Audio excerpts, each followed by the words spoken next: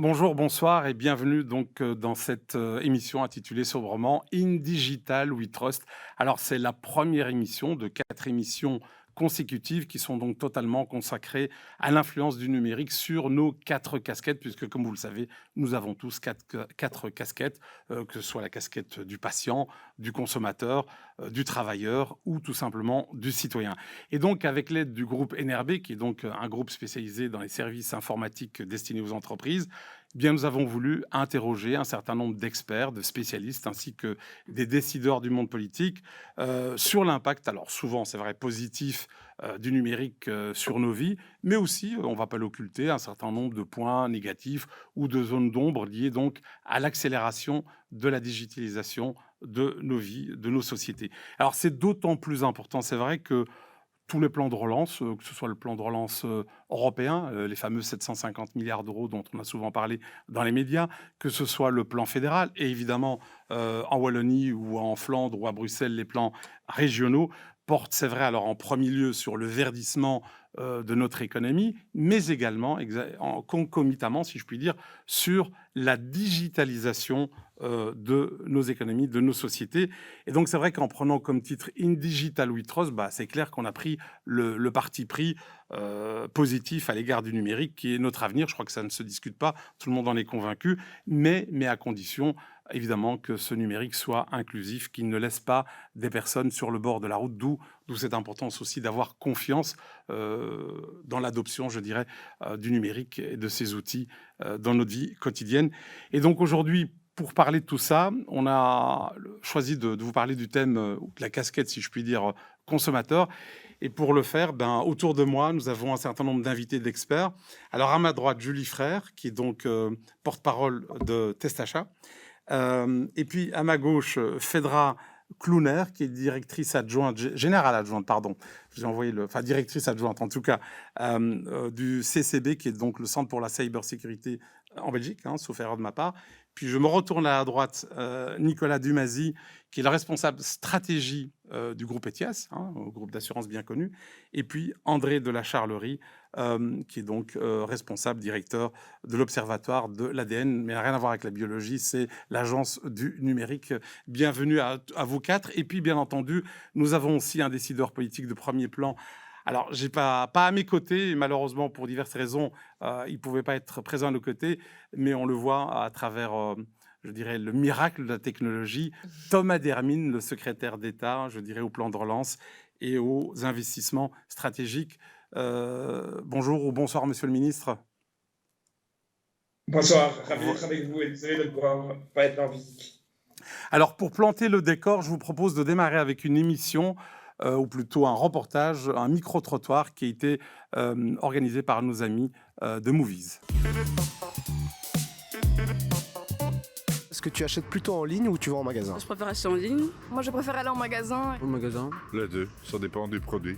Comme j'habite dans une région où les grands magasins sont à 30 km, je fais beaucoup de commandes en ligne. Je commence à acheter en ligne des produits en fait que je peux pas trouver dans des commerces locaux en fait. En magasin. Et pourquoi? Je sais pas, c'est plus rassurant. Parce que je suis pas le genre de personne qui aime bien beaucoup sortir, je préfère rester à la maison. Du coup, pour moi, acheter en ligne, c'est mieux. Je pense qu'avec le Covid, on s'est habitué à acheter en ligne. Et c'est encore compliqué maintenant de faire la file dans les magasins et tout. Donc voilà quoi. J'avoue que je préfère passer par les magasins. Il y a quand même aussi un service à la personne qui est généralement meilleur. On est plus certain de la qualité et mine de rien, il faut dire qu'aujourd'hui, et la crise du Covid l'a bien montré, c'est plutôt les petits magasins qui ont besoin de soutien que les grandes plateformes qui ont fait Flores pendant ces quelques mois, quoi. Est-ce que vous éprouvez certaines difficultés quand vous utilisez le digital pour faire certaines opérations? Non, pas jusqu'à présent, ça fonctionne bien. C'est bien fait, mais je trouve que je perds beaucoup de temps. Parce que vous cliquez quelque part, allez zut, on vous redemande un numéro, il faut aller le rechercher. Je vérifie toujours avant d'acheter quoi que ce soit sur internet, sur des sites comme Trustpilot, pour vérifier si les autres clients ont un avis positif sur les sites. C'est toujours mieux de vérifier avant. Non, pas du tout. C'est très simple. C'est facile d'utilisation, je pense, pour toute personne qui a pu grandir un peu avec Internet, mais vous allez voir mes grands-parents, je vais vous dire, là, c'est impossible pour eux. Et surtout, il y a aussi la question de savoir un peu sur quel site on peut avoir confiance, quel genre de mail il faut pouvoir traiter, quel genre de mail, au contraire, il faut supprimer direct. Donc, Ouais, il y a les usages, mais il y a aussi, je sais pas, une espèce de petite pratique à avoir, de petite hygiène sur Internet aussi à avoir, je pense. Alors, on le voit très clairement à travers ce micro-trottoir, la perception vis-à-vis du numérique, elle diffère de personne à personne. Alors, on va essayer d'objectiver un petit peu le débat. Je vous regarde alors, André de la Charlerie, puisque vous êtes à l'ADN, donc l'agence du numérique. Est-ce que vous pouvez nous faire une cartographie, je dirais, de la maturité numérique des citoyens belges et wallons et francophones en particulier? Eh bien, on peut effectivement, on vient de publier un baromètre précisément qui essaye de faire ce point de vue. Et dans ce baromètre, on voit effectivement que les usages sont aujourd'hui très répandus. En fait, l'équipement des ménages a beaucoup évolué. 94% des ménages ont aujourd'hui une connexion Internet, 96% ont même un terminal.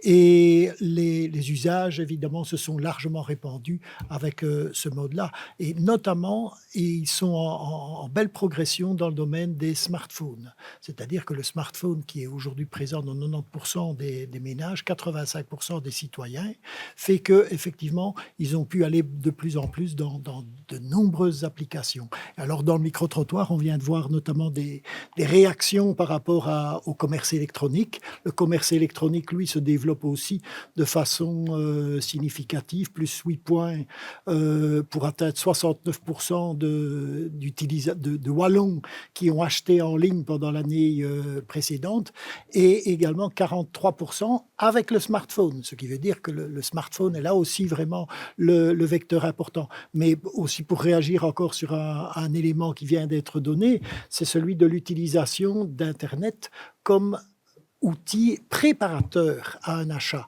Et en particulier, 72%, si mes souvenirs sont exacts, de Wallons vont aller sur Internet pour aller trouver de l'information avant d'acheter éventuellement. Et d'ailleurs, s'il n'y en a que 69 qui ont acheté en ligne, c'est certainement aussi parfois pour acheter dans le commerce réel. Et donc, il y a effectivement un échange qui se fait entre Internet, l'usage d'Internet, le commerce réel et le commerce en ligne. Alors, avant d'interroger le ministre d'Hermine, encore quelque chose qui m'a étonné lorsqu'on a préparé cette émission avec vous, c'est que vous me disiez que les femmes, en termes de maturité numérique, étaient en retard, mais qu'on est en train de rattraper ce retard. Mais ce qui m'a étonné, c'est le pourquoi de ce retard féminin.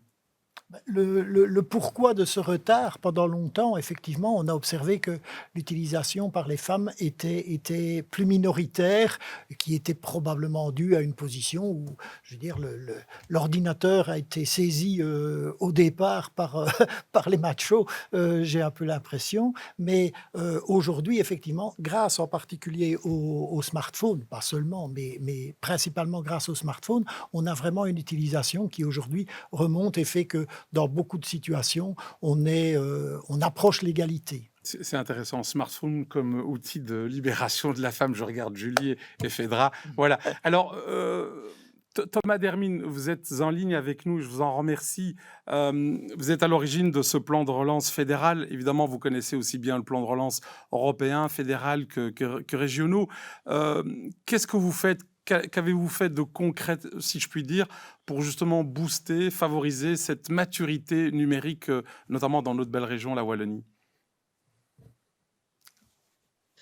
Oui, mais donc, via le plan de relance fédéral, la Belgique avait un minima de 20% des montants à investir en matière digitale. Et ce qu'il faut savoir, c'est que la Belgique est un des plans européen qui est parmi les plus digitaux, puisqu'on a quasiment 30% des projets qui sont orientés sur la dimension digitale.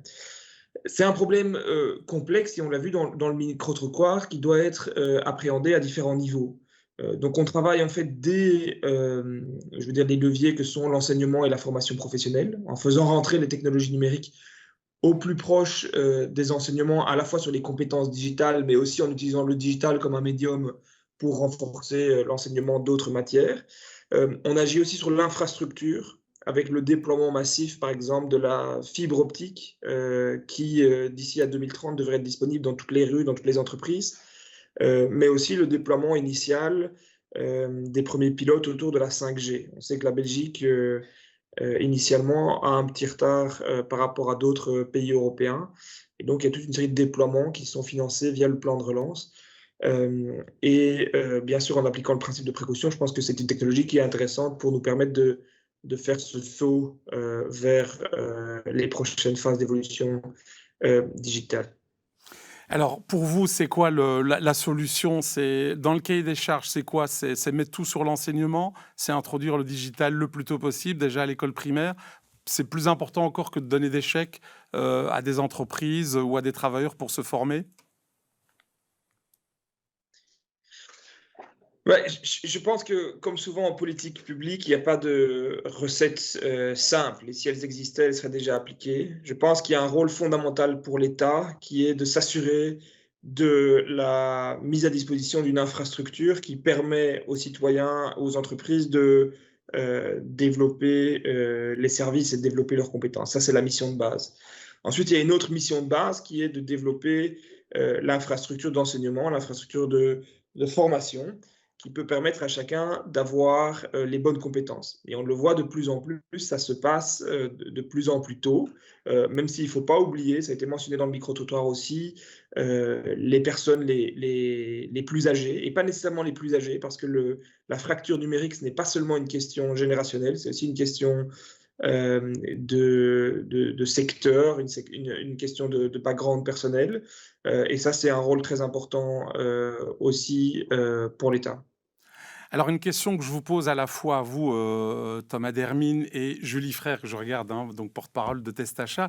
Comment concilier le fait qu'on sait qu'une partie de la population reste encore mal à l'aise par rapport à ces outils digitaux, et puis on le voit bien, le plan de relance fédérale, mais aussi régionale, pousse ou incite en tout cas les administrations à se digitaliser de plus en plus. Donc, est-ce qu'on va pas avoir des gens qui vont rester au bord de la route? Julie Frère, ouais. Merci de me donner la parole. Si, évidemment, c'est une des préoccupations importantes du moment. On a la digitalisation qui avance, qui s'étend à de plus en plus de secteurs, qui offre toute une série d'avantages pour de nombreuses personnes, la majorité des personnes, je pense qu'on peut dire aujourd'hui. Mais attention, il y a aussi aujourd'hui beaucoup de personnes qui ne réussissent pas à suivre ce train du tout digital, certaines aussi qui ne souhaitent pas forcément le suivre, en tout cas pour tous les aspects de leur vie. Et on voit de plus en plus, en tout cas chez Testachat, de personnes qui nous interpellent, nous disant, par exemple, on parlait des achats en ligne, ben, j'ai acheté quelque chose en ligne, il y a un problème, j'essaie de contacter l'entreprise, c'est impossible, j'ai une sorte de chatbot qui me répond, excusez-moi l'expression, mais complètement à côté de la plaque, j'ai un formulaire de contact, je le remplis, j'envoie quelque chose, j'ai pas d'accusé de réception, j'ai pas de suivi, il n'y a pas de numéro de téléphone, il y a même pas d'email. Donc ça, ce sont des choses qui irritent beaucoup de consommateurs. On voit aussi, par exemple, des opérateurs télécoms encore récemment qui décident unilatéralement de faire passer tous leurs clients aux factures digitales, alors même que pour certaines personnes, ça ne leur convient pas du tout. Certaines même ne s'en rendent pas compte et puis elles ont des retards de paiement, des rappels des huissiers qui arrivent devant leur porte. Donc, il faut être extrêmement attentif. Évidemment, il y a une dynamique qui présente des avantages pour de nombreuses personnes, mais on est aujourd'hui, à notre sens, dans toute une série de domaines, en train de laisser toute une partie de la population un peu trop Et vous avez une sur le bord de la cartographie route. de cette population? C'est des populations plutôt âgées, fragilisées, d'origine, entre guillemets, étrangère. Est-ce qu'il y a une cartographie? Mais comme l'a dit Monsieur Dermine, ce n'est pas seulement l'âge, il y a évidemment le facteur de l'âge, mais il y a aussi une dynamique plus socio-économique qui joue aussi par rapport à la gestion de ces outils. Donc il y a plusieurs plans sur lesquels il faut travailler. Mais à nouveau, pour nous, c'est important de se dire, il y a un mouvement. Pour toutes les personnes qui veulent et qui sont capables de suivre le mouvement, c'est fantastique. Pour les autres, il faut évidemment aussi des outils d'accompagnement, mais il faut aussi, aujourd'hui, pour nous, laisser une porte ouverte différente pour les personnes qui ne rentrent pas dans ce train-là. Je pense que c'est très important. Oui, André de la Charlerie. Oui, j'entends bien et je suis tout à fait d'accord avec cette nécessité, mais il va falloir manifestement composer dans le futur proche avec le fait que la mise à disposition d'outils autres qui ne sont d'ailleurs pas inclusifs, parce que l'inclusion, c'est pas exclure par une utilisation particulière, c'est de l'apartheid, ça, si on pousse à l'extrême. Et donc, il est indispensable, effectivement, d'avoir une approche qui permette d'inclure l'ensemble de la population et donc d'offrir les services qui probablement seront numériques, mais dans lesquels on doit prévoir des méthodes d'accompagnement. On doit permettre effectivement d'avoir des médiateurs qui vont pouvoir donner l'occasion à chacun de bénéficier des mêmes services, d'avoir que personne ne soit en situation de renoncer à ses droits, mais de pouvoir le faire dans un contexte qui peu ou prou, j'allais dire malheureusement, mais qui peu ou prou sera nécessairement numérique avec le temps, et je pense que d'autres le diront, les développements vont dans le sens du numérique, quoi qu'il en soit, et cette difficulté de trouver ce bon équilibre entre comment accompagner chacun, offrir à tous des droits, et probablement continuer à rationaliser. Nicolas Dumazy, avant d'aller repartir chez Thomas Dermine. Oui, peut-être pour compléter André et Julie, je pense que le point important, c'est vraiment de prendre en compte le besoin du consommateur. Donc le consommateur peut vouloir à un moment donné converser, échanger, communiquer avec son fournisseur de façon digitale, de façon physique et de façon humaine. Et je pense qu'il faut vraiment pouvoir prendre en compte ce besoin qu'il exprime, que ce soit un client particulier, un client collectivité, c'est vraiment de pouvoir lui proposer différents canaux de communication, qu'ils soient physiques et qu'ils soient également digitaux. Et je pense que c'est vraiment le consommateur qui fera son choix en connaissance de cause, en fonction du momentum, mais aussi en fonction des circonstances de l'acte d'achat qu'il aura avec son fournisseur. Alors, je voulais revenir vers Thomas Dermine pour lui poser une question par rapport aux différents plans de relance, qu'ils soient fédéraux ou régionaux, même si lui s'occupe évidemment du fédéral, j'en suis conscient. Là, on a parlé des personnes qui pouvaient être exclues pour telle ou telle raison, je dirais, du grand bain numérique, si je puis dire. Mais il y a tout simplement le fait que même les cadres qui sont convaincus, je dirais, des bienfaits ou qui maîtrisent tout simplement les outils numériques, j'en viens en fait à la formation continue. C'est qu'aujourd'hui, s'il n'y a pas de formation continue, même les inclus d'aujourd'hui peuvent se retrouver exclus demain. Est-ce que dans ces plans, il y a quelque chose qui est prévu? Est-ce que vous imposez une sorte de cahier des charges dans le numérique en disant, voilà, on vous alloue telle somme, mais en contrepartie, il faudra prévoir dans le cahier des charges de la formation, et pas simplement l'enseignement, ça c'est obligatoire, vous venez de le dire, mais dans la formation pour les entreprises ou pour les travailleurs? Oui, mais vous pointez vers quelque chose de très juste, qui est qu'en fait, à chaque révolution technologique, on voit que le nombre d'emplois continue d'augmenter. Et donc, il y a parfois dans la population, et il faut pouvoir entendre cette crainte-là, une crainte que le numérique ne détruise des emplois. Or, et on le voit aujourd'hui dans les chiffres, il n'y a jamais eu autant d'emplois, de postes de travail ouverts dans le monde, et la technologie n'a jamais été aussi avancée qu'aujourd'hui. Et donc, à chaque époque, quand on a inventé la machine à imprimer de Gutenberg, les moines copistes étaient en grève. Quand on a inventé l'électricité, les lampistes ont été en grève. Donc, il n'y a pas de crainte à avoir sur le stock d'emplois. Par contre, ce qu'on voit, c'est qu'à chacune des générations des révolutions technologiques, la barre de compétences qui est nécessaire pour non seulement entrer, mais aussi rester sur le marché du travail devient de plus en plus élevée. Et donc, effectivement, le besoin de formation continue s'accélère. On voit que beaucoup d'opérateurs classiques de formation, même les universités, développent de plus en plus des cursus continus, et c'est très bien. Je pense qu'il y a une mesure qui est absolument pionnière, qui a été poussée par le ministre Dermine, qui est le droit individuel à 5 jours de formation par travailleurs, qui est absolument essentiel, parce que ce qu'on voyait aujourd'hui, c'est qu'il y avait une obligation de formation au niveau de l'entreprise, mais très souvent, c'était principalement les jeunes travailleurs ou les travailleurs les plus qualifiés qui bénéficiaient de formation.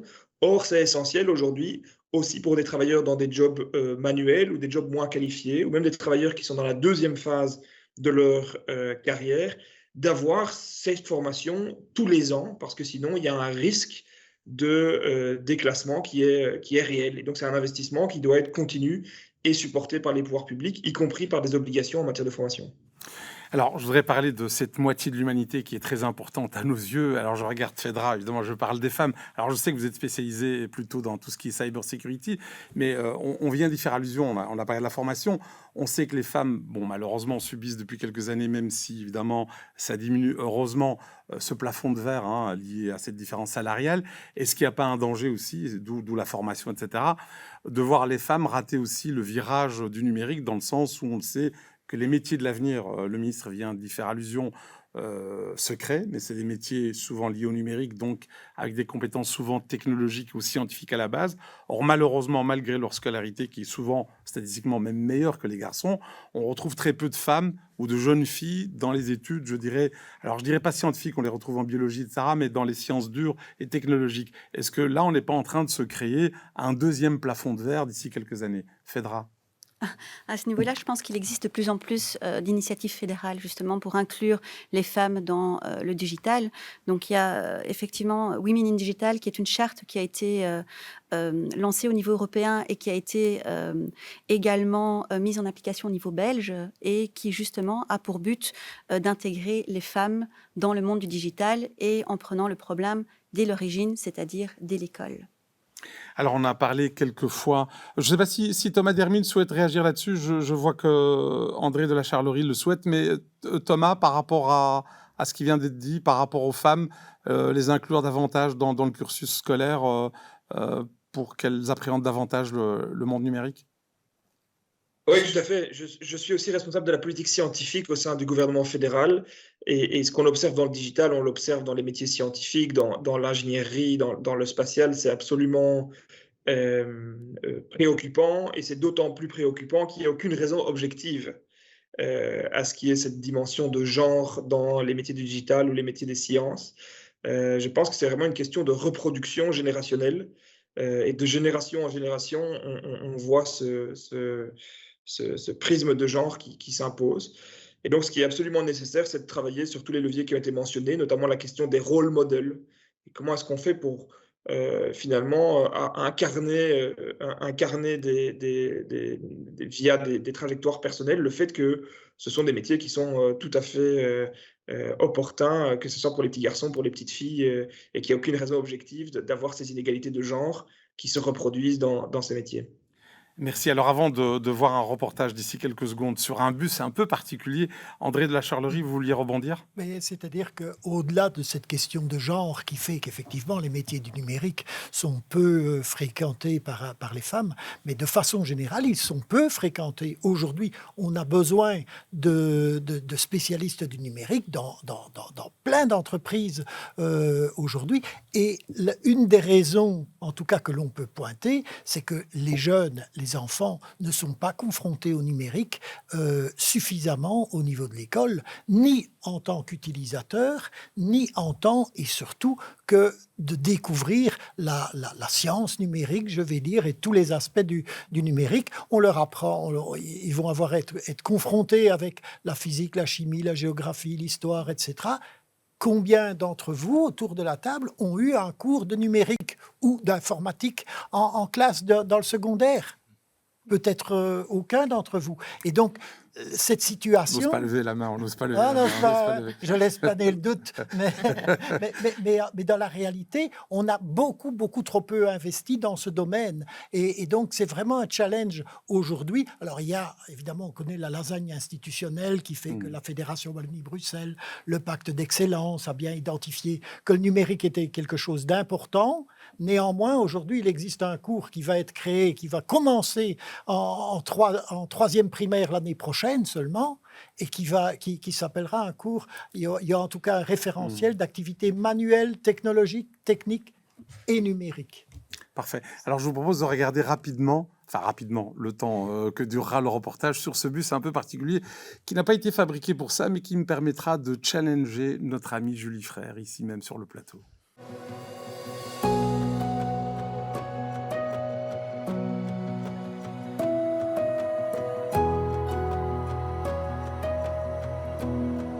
Alors vous le savez, la Belgique a connu de dramatiques inondations cet été. Au lendemain de ces inondations, nous avons souhaité être très rapidement sur le terrain, à proximité de la population, et c'était notre devoir en tant qu'assureur direct. Ces bus ont permis d'une part aux sinistrés affiliés chez ETIAS d'ouvrir leur déclaration de sinistre chez nous, et d'autre part à la population dans son ensemble d'adresser les questions qu'ils pouvaient avoir vis-à-vis de leur assureur. Donc ces cars, ils ont pu être mis en place d'une part grâce à l'engagement et la flexibilité des collaborateurs d'ETIAS, mais aussi grâce à notre filiale NRB qui, en un temps record, a pu équiper les cars pour les rendre hyper connectés en matériel informatique avec des imprimantes, des bornes Wi-Fi et le câblage nécessaire.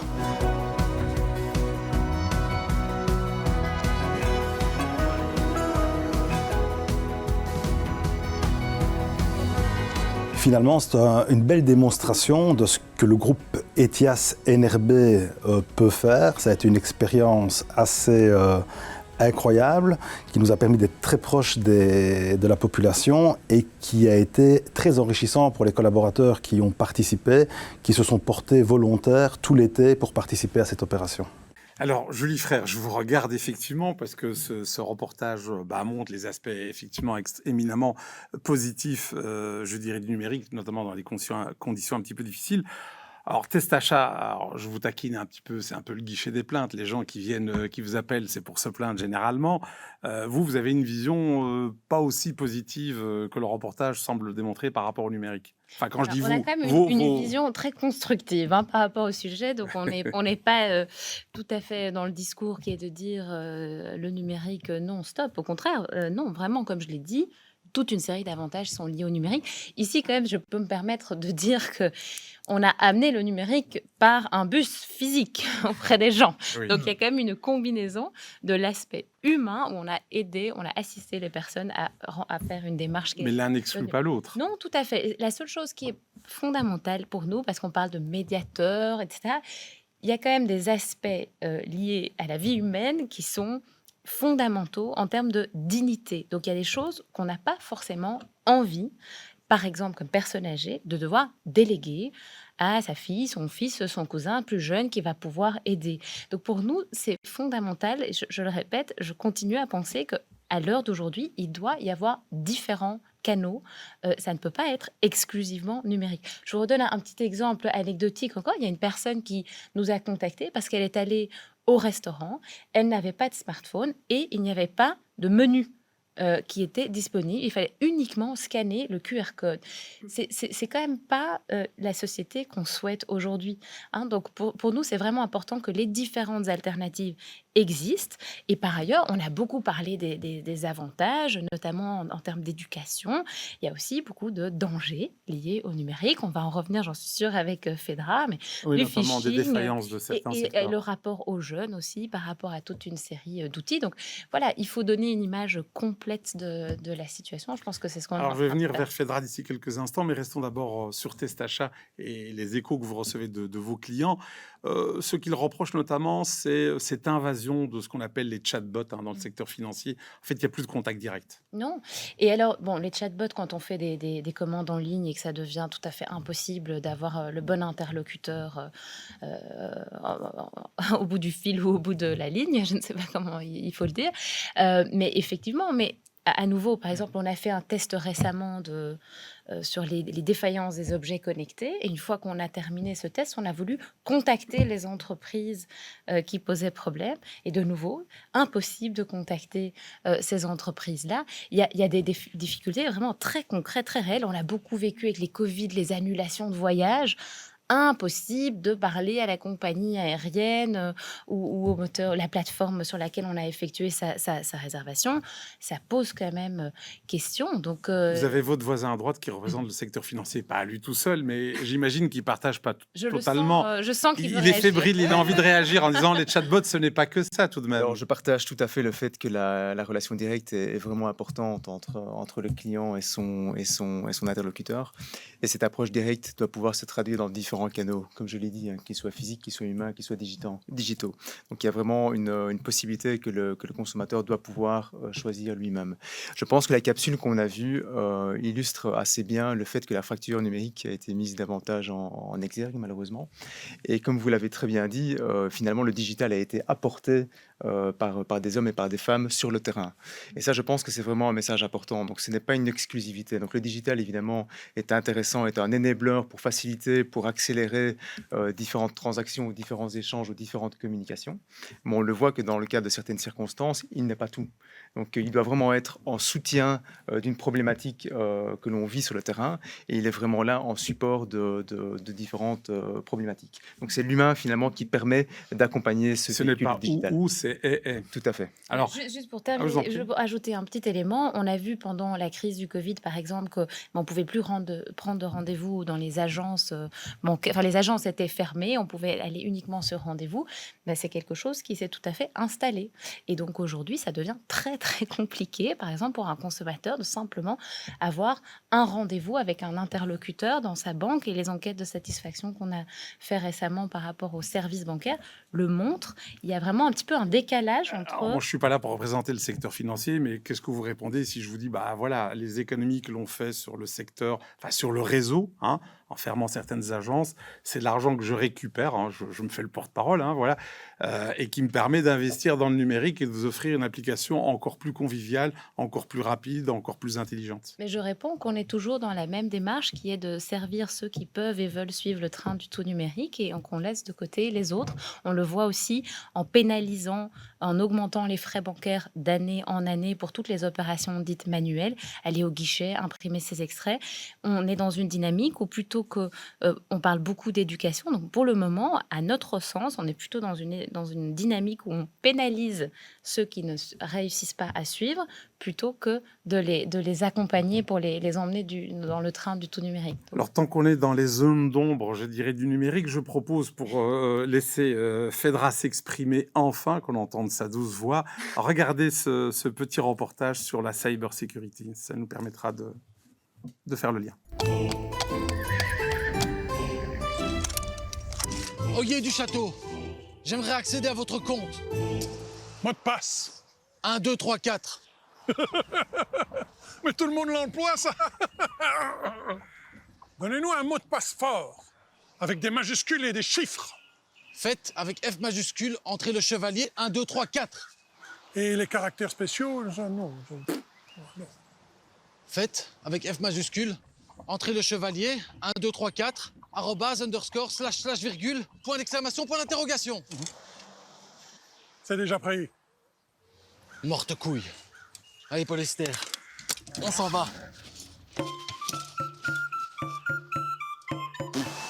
Les mots de passe, c'est dépassé. Protégez vos comptes avec l'authentification à 2 facteurs. Plus d'infos sur stéphaneweb.be. Mot de passe. Bienvenue.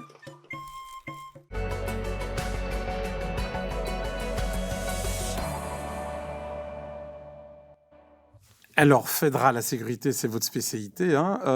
Là, on a l'impression que c'est une caricature, ce film, mais la réalité, c'est à peu près ça. C'est à peu près ça, oui, tout à fait. Les nouvelles technologies et la digitalisation sont effectivement de plus en plus présentes dans notre société et offrent effectivement des fonctionnalités qui sont de plus en plus intéressantes pour le consommateur et le citoyen. Par contre, plus ça se digitalise, plus les criminels ont tendance à utiliser en fait cette digitalisation pour perpétrer leurs forfaits. Et le problème aussi, c'est que les nouveaux produits qui sont mis sur le commerce, les produits digitaux, souvent misent tout sur la fonctionnalité et pas toujours tout sur la sécurité. On parlait tout à l'heure effectivement des objets connectés. Et les objets connectés, c'est un véritable problème pour nous car ils sont très rarement sécurisés, si pas du tout, la plupart du temps, et sont un vecteur qui est très, très, très souvent utilisé pour lancer certaines attaques très spécifiques. Alors, ça vous donne du travail, vous allez dire là où vous êtes, en tout cas, dans votre centre. Thomas Dermine, j'espère que vous êtes toujours avec nous. Est-ce que dans vos plans, il y a quelque chose qui est prévu pour tout ce qui est cybersécurité ou ça fait partie d'un volet plus spécifique? Oui, non, effectivement, je partage ce qu'il dit sur la cybersécurité. Je pense qu'il y a des enjeux qui sont énormes et qu'on sous-estime très, très fort parce que les victimes d'attaques cyber ont tendance, pour des considérations réputationnelles qu'on comprend tout à fait, à ne pas communiquer sur ces attaques. Or, on commence à le voir de plus en plus, notamment les personnes qui ne payent, qui décident, et c'est un choix qu'on peut respecter, de ne pas payer des rançons en cas de cyberattaque. On commence à voir l'ampleur des dégâts potentiels.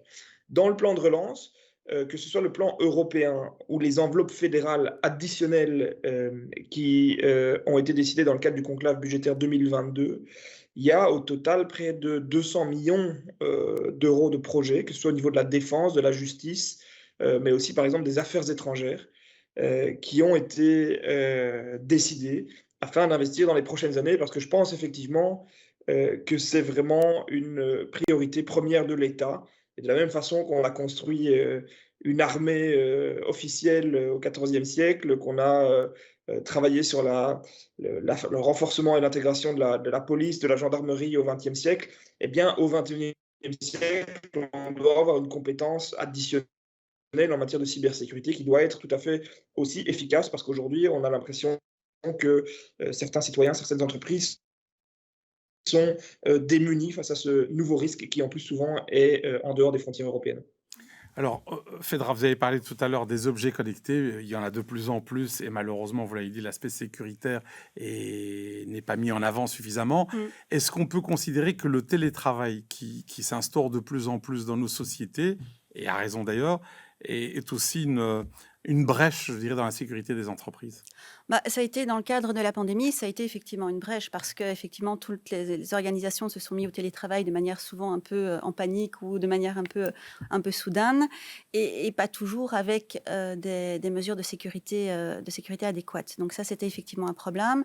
Et puis, ce qu'il y a aussi, c'est que la frontière entre le professionnel et le personnel est devenue très ténue, hein, particulièrement floue, si pas inexistante. Oui.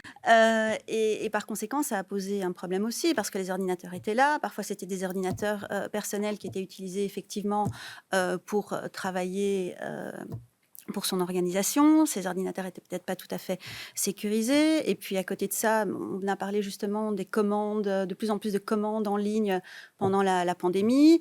Comme on le sait, les cybercriminels utilisent très souvent, même la plupart du temps, les sujets d'actualité justement dans le cadre de mails de phishing, donc que ce soit effectivement en lien avec le Covid ou en lien avec des commandes qui devaient arriver ou ce genre de choses-là. Et ils ont utilisé ça pour diffuser des virus, pour voler des informations et ce genre de choses-là. Pour nous, le problème de phishing, c'est vraiment un problème qui est fondamental. Le phishing, c'est quand même 80%, plus ou moins, ça dépend des études, des cyberattaques dans le monde. Donc, on investit énormément sur la sensibilisation au phishing et on a même une adresse spécifique qui s'appelle suspect@stephanweb.be où on encourage en fait le citoyen à envoyer son mail jugé suspicieux sur cette adresse. Alors, on a lancé ça il y a 4 ans. Au début, on recevait quelques centaines de mails par jour. On était super contents. Maintenant, on en reçoit en moyenne 12 000. Ah oui, effectivement, c'est ce qu'on appelle une exponentielle. Alors, on l'a vu récemment, l'actualité l'a montré, des sociétés qui ont pignon sur rue, que ce soit dans le secteur financier, que ce soit dans l'administration, les hôpitaux, ou même un réseau social aussi professionnel, que LinkedIn ont été, si je puis dire, hackés. C'est quelque chose qui vous inquiète aussi, vous, en tant qu'assureur, puisque vous êtes détenteur d'un certain nombre d'informations qui peuvent être vitales, hein. C'est un risque majeur, c'est clair et net. Donc c'est vraiment un risque très important au niveau du secteur. C'est un risque qui est majeur mais qui est également émergent et qui s'accentue. Donc ça, on le ressent de toute évidence. Mais en même temps, les chiffres prouvent que la réalité est là. Donc au-delà de la cyber menace, on voit aussi que finalement, si je prends 2-3 chiffres, on voit que, pour parler de l'assurance, sur un portefeuille d'1 200 000 clients particuliers, la moitié décide de faire des devis de façon online. Donc du point de vue consommateur, c'est vraiment une volonté de pouvoir utiliser ces différents canaux digitaux. Donc du coup, forcément, il faut pouvoir encadrer, il faut pouvoir faire en sorte que ceci soit dénué de risques pour le consommateur, mais c'est vraiment une réalité. Et au niveau des collectivités, c'est peut-être le deuxième chiffre que je veux citer, donc des collectivités et entreprises, pour les accidents du travail, qui sont des assurances assez importantes sur le marché, 98% des déclarations de sinistres se font online. Et de nouveau, ce n'est pas imposé par l'assureur, c'est vraiment un choix qui est fait par les responsables d'entreprise pour travailler via ce canal-là. Donc il y a vraiment des chiffres qui démontrent qu'on est dans un environnement de plus en plus digital, pas que, parce qu'on laisse la possibilité forcément de pouvoir converser et de pouvoir avoir des rendez-vous physiques et humains, mais c'est la réalité. Alors, Nicolas vient de parler d'un certain nombre de chiffres, je vous regarde à nouveau, Phèdra. Est-ce qu'il y a des périodes plus propices que d'autres, je dirais, aux cyber-attaques Voilà, puisqu'on a une vocation didactique et aussi d'avertissement dans cette émission. Alors, si on parle des cyberattaques qui ciblent les entreprises et si on parle de période de temps, en général, le vendredi soir est très, très prisé par le cyberattaquant. Mais soit, sinon, il y a effectivement des moments de l'actualité. Donc, comme je disais, je parlais du Covid. On a eu énormément de mails de phishing qui étaient en lien avec le Covid. Alors, on parle consommateur, justement. Donc, il y a ce fameux Black Friday Qui est très à la mode depuis 2-3 ans, ouais, effectivement. une occasion qui est fortement utilisée donc, par les cybercriminels pour lancer leurs mails de phishing, leurs attaques et ce genre de choses-là. Et tout ce qui est on utilise énormément le nom de sociétés de transport ou de sociétés Bipost, DHL, ce genre de choses-là, qui sont utilisées énormément justement dans... Plus les fameuses fraudes au président, comme on les appelle. Plus les fraudes au président qui marchent encore assez bien justement. Et alors on parlait justement de LinkedIn. Et là, c'est effectivement un risque qui peut être accru par cette faille LinkedIn parce que, je veux dire, il y a énormément de données professionnelles qui se sont retrouvées dans la nature et qui permettent en définitive de cibler les victimes de manière beaucoup plus facile puisque ces informations se retrouvent dans la nature. Alors Julie Frère, vous êtes aux premières loges pour les plaintes, évidemment, là-dessus. Oui, et donc je voulais citer un chiffre intéressant aussi qui vient de Febelfin, donc qui représente le secteur bancaire. Pour l'année 2020, on était à 67 000 cas de phishing qui représentent un montant de 34 millions d'euros. Si on compare avec l'année précédente, on était à 7 millions d'euros. Alors, il y a des discussions parce que Febelfin nous explique que le comptage est différent. Bon, déjà pour nous, on a un problème avec le fait que ce soit une fédération qui livre ses propres chiffres. On aimerait avoir plus de transparence et de contrôle sur ces chiffres-là. Mais on peut quand même constater qu'en fait, les cas ont quintuplé en un an. Donc, c'est tout à fait hallucinant. Et lorsqu'on nous rétorque que c'est vraiment dû à la crédulité des consommateurs, on commence à avoir de plus en plus de difficultés à entendre ce message parce que dans certains cas, c'est vrai qu'il y a des gestes vraiment très évidents qu'on peut adopter pour se prémunir, mais il y a aussi des tactiques qui sont de plus en plus complexes à détecter, même pour quelqu'un de très bien informé. Donc, d'une part, on a de plus en plus de cas très complexes, et puis d'autre part, on a parfois les refus de la banque d'indemniser en cas de phishing. Donc, ça met le consommateur dans une situation assez difficile. Fedra ? Oui, donc justement par rapport à ces chiffres, parce que nous avons effectivement nos propres chiffres aussi, donc les mails qu'on reçoit tous les jours, comme je vous le disais, ce qu'on fait, c'est en fait on bloque les domaines et les sites internet qui sont à l'origine en fait de ces campagnes de phishing, et en fait on constate effectivement que non, ce ne sont plus des mails comme, je sais pas moi, dans les années 2000 où c'était avec des fautes d'orthographe, des fautes de sémantique ou ce genre de choses-là. C'est vraiment des choses qui sont de plus en plus ciblées. Oui, qui sont des vraies leurres, effectivement, qui sont de plus en plus ciblées, qui sont de plus en plus bien faites, parce que justement, parfois, ces mails renvoient à un site internet qui ressemble comme deux gouttes d'eau au site internet de la banque ou du site d'achat ou ce genre de choses-là. Donc ça, et alors ce qu'il y a aussi, c'est qu'on multiplie les moyens justement pour attraper le consommateur, si je peux dire. Donc c'est plus seulement le mail, mais c'est aussi le SMS, c'est aussi le message WhatsApp et ce genre de choses-là. Donc ça devient de plus en plus compliqué et c'est de mieux en mieux fait par les cybercriminels. Agence du numérique, André de la Charlerie. Oui, je confirme évidemment, mais il y a aussi peut-être une culture de tolérance qui doit se mettre en place, même au sein des entreprises. J'avais hier un employé qui me dit effectivement que par rapport à ces problèmes de phishing, il était toujours un peu en stress parce que s'il ne prend pas le mail qu'on lui a envoyé et qu'il ne fait pas son travail, et moi, je veux dire, sans aller contrôler, je vais dire, je lui disais ceci, mais tu sais, de toute façon, il vaut mieux ne pas répondre à un message qui a été envoyé, qui te laisse un doute, puisque s'il y a un doute, il vaut mieux ne pas répondre à ce message que de prendre le risque de répondre à un message qui, lui, va risque très fort de te mettre en mauvaise situation. Mais ça veut dire que parfois, on doit pouvoir aussi être tolérant et dire, tiens, vous n'avez pas reçu le mail.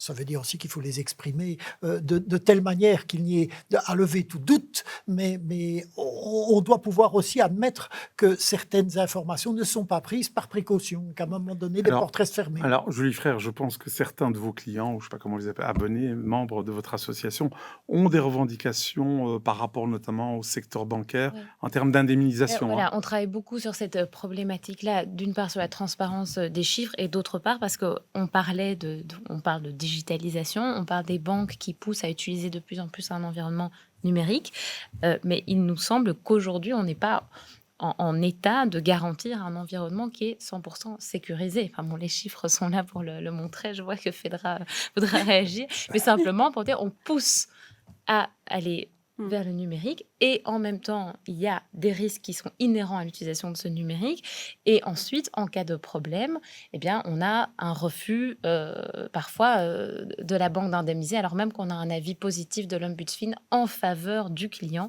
L'Ombudsman qui est une sorte de médiateur du secteur financier. Donc, il y a un vrai enjeu ici quand on voit les chiffres qui explosent.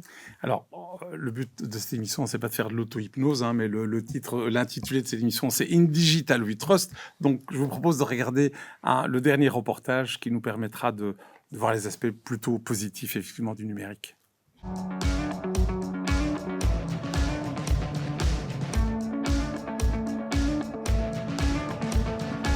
Je m'appelle Jessica Lyon, je travaille pour ETIAS et je suis Head of Flora. Je m'occupe de la gestion quotidienne et organisationnelle de la structure Flora.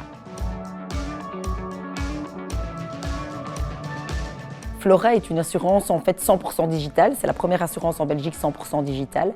Donc de la souscription, mais surtout jusqu'à la gestion sinistre. C'est là où ça fait un peu la différence par rapport à d'autres acteurs. Donc pas de papier, pas de paperasse. Tout se passe dans l'app Flora. Toute la relation avec les assurés au niveau de la gestion des contrats, de la déclaration de sinistre, mais aussi de l'indemnisation.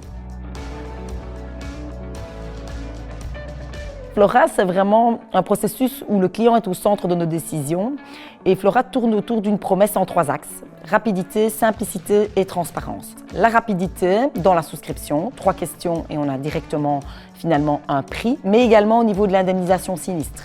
Elle sera très rapide puisque tout se passe dans l'app Flora. Au niveau simplicité, on a enlevé tout le jargon des assureurs pour rendre vraiment l'assurance accessible. Donc les conditions générales sont très accessibles à tout un chacun. La transparence est vraiment un mot très important pour Flora. La transparence à travers le prix, donc on a tout de suite un prix à travers 3 questions, mais la transparence aussi au niveau de couverture. Donc les assureurs sont vus comme des gens pas toujours un peu opaques, et nous ce qu'on veut c'est à travers l'app, on sait tout de suite en cas de déclaration de sinistre si on est couvert ou pas couvert, et on le dit directement à l'assuré. Oui, effectivement, très intéressant comme reportage. Julie Frère me disait en aparté, et elle a raison, mais c'est bien, vous avez une femme qui est responsable de ce département, donc vous avez anticipé les remarques et critiques qu'on aurait pu faire tout à l'heure. C'est quoi la valeur ajoutée de ce que vous venez d'expliquer, ce que votre collègue vient d'expliquer à l'antenne? Alors, je pense qu'il y a 3 points. Le premier point, Flora, on l'a développé il y a un an comme une corporate start-up au niveau d'ETIAS.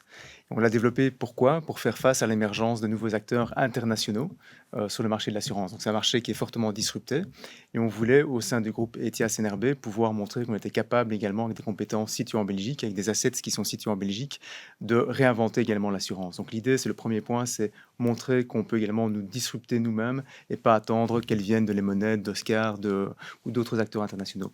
Le deuxième point, c'est pour faire face à la réalité des chiffres que j'évoquais juste avant. Donc on voit qu'il y a quand même un certain nombre de clients qui souhaitent avoir ce canal full digital sur l'ensemble de la chaîne de valeur de l'assurance, du devis à la souscription, à la gestion du contrat, à la gestion du sinistre. Et le troisième point, c'est pouvoir démontrer aux clients qu'ils vont gagner en simplicité, en rapidité et en transparence. Et Jessica vient l'expliquer de façon assez simple, je pense. C'est vraiment pouvoir accélérer le processus d'indemnisation, c'est avoir une transparence complète et peut-être apporter de la pédagogie aussi sur les couvertures d'assurance, sur le tarif.